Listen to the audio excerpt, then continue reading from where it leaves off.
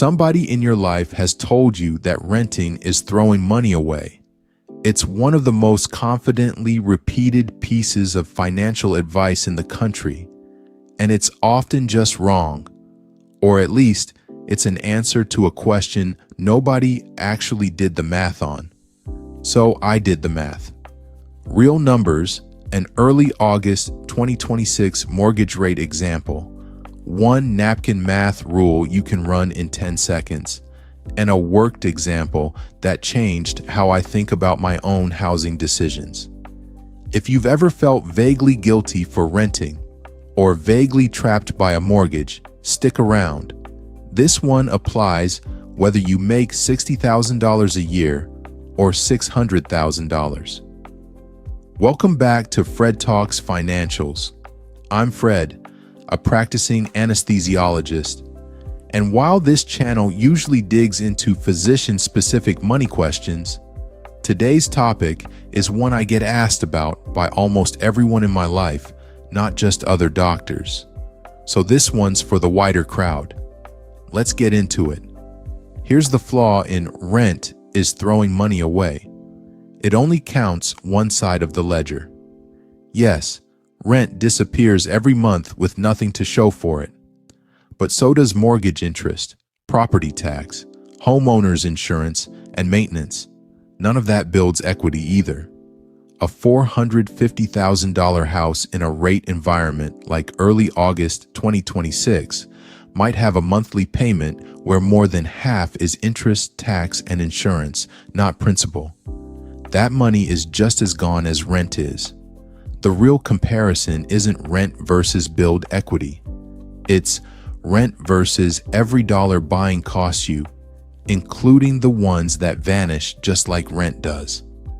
Here's a shortcut that gets you most of the way to a real answer in 10 seconds, popularized by portfolio manager Ben Felix. Take the price of the home, multiply by 5%, divide by 12.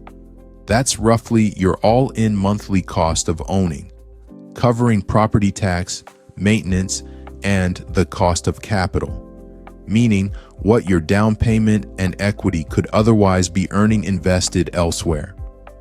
Compare that number to the monthly rent on a comparable place. If rent is lower than that number, renting looks cheaper on this shortcut. If rent is higher, buying starts looking better. But it's still a screening tool, not a full calculator. Try it on a home near you right now.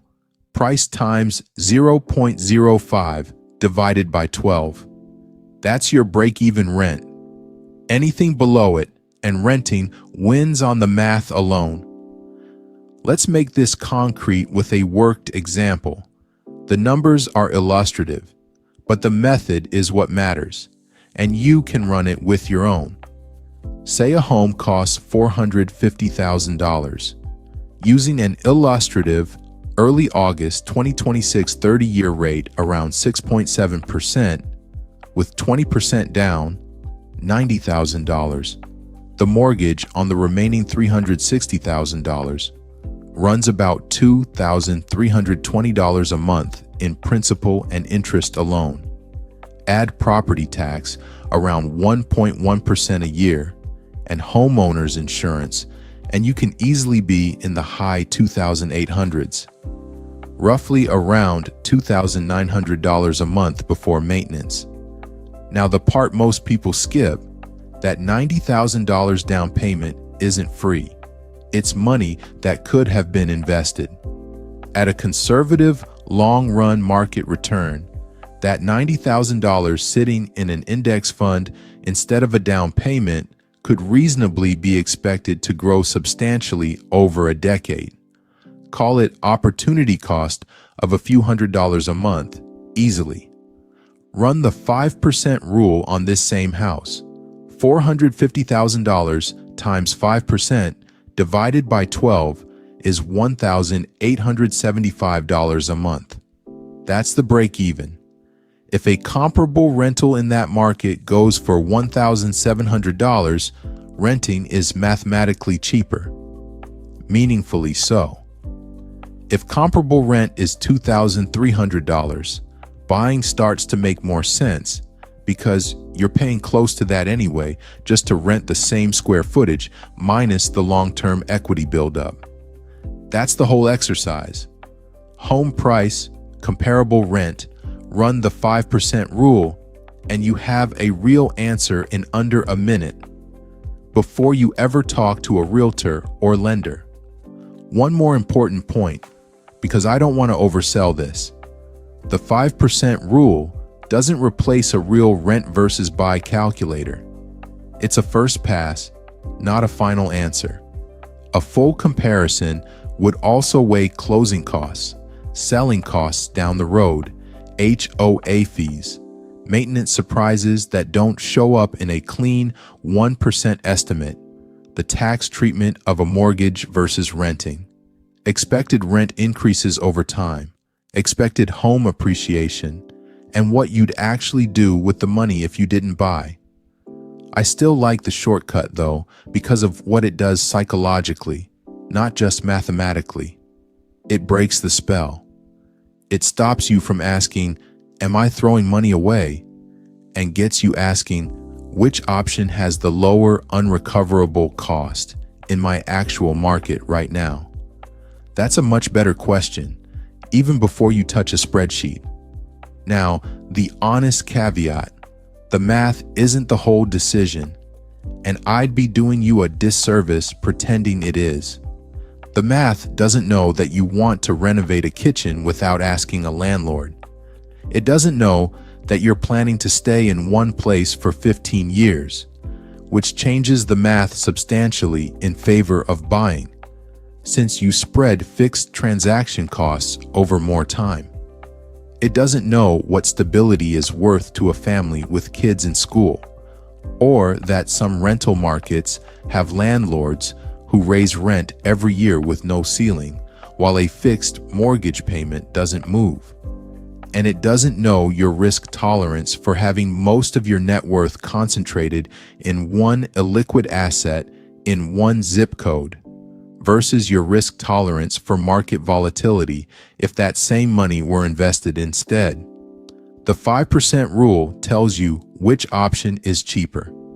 It doesn't tell you which option is right for your life. Those are two different questions, and conflating them is where a lot of people, on both sides of this debate, go wrong. A few patterns worth knowing. The math tilts toward buying the longer you plan to stay. 5 years is often the rough floor before transaction costs stop dominating the comparison. 10+ years tilts it further. It tilts toward buying in markets with a low price-to-rent ratio, generally under about 15, meaning home prices are modest relative to rents. And it tilts toward renting in expensive coastal or high-growth metro markets, where price-to-rent ratios often run 20, 25, or higher. Places where owning the same square footage costs dramatically more per month than renting it. None of that is a rule about morality or discipline. It's just math responding to the market you're actually in. Think about the difference between a slower growth market where a starter home runs 3 or 4 times the average local salary versus a high-growth coastal hub where the same size home might run 8 or 10 times it. The 5% rule isn't inherently biased toward buying or renting. It's just reflecting how stretched home prices already are relative to what people actually earn and pay to live there. Before your next lease renewal or open house, run this. Find the price of a home you'd actually consider. Multiply by 5%, divide by 12, that's your break-even rent. Compare it to what a comparable rental actually costs in that same neighborhood, not a different one. Then ask how long you'd realistically stay. Under 5 years leans the math toward renting almost automatically, given transaction costs. And finally, separate the financial answer from the lifestyle answer on purpose. Write down which one the math favors, and separately, which one you'd choose anyway for reasons that have nothing to do with money. If those two answers agree, the decision's easy. If they don't, at least you're choosing with your eyes open instead of on a slogan. Renting isn't throwing money away, and buying isn't automatically building wealth. Both are just different ways of paying for shelter, with different math attached. And the only way to know which one wins for you is to actually run the numbers instead of repeating whatever your parents or a realtor told you. Quick disclaimer: this video is general education, not personalized financial or investment advice. Your actual rate, price, market, and timeline will change the answer, so run your own numbers before deciding. If this helped, subscribe. I post videos like this every week, breaking down the financial decisions everyone assumes they already understand. See you next week.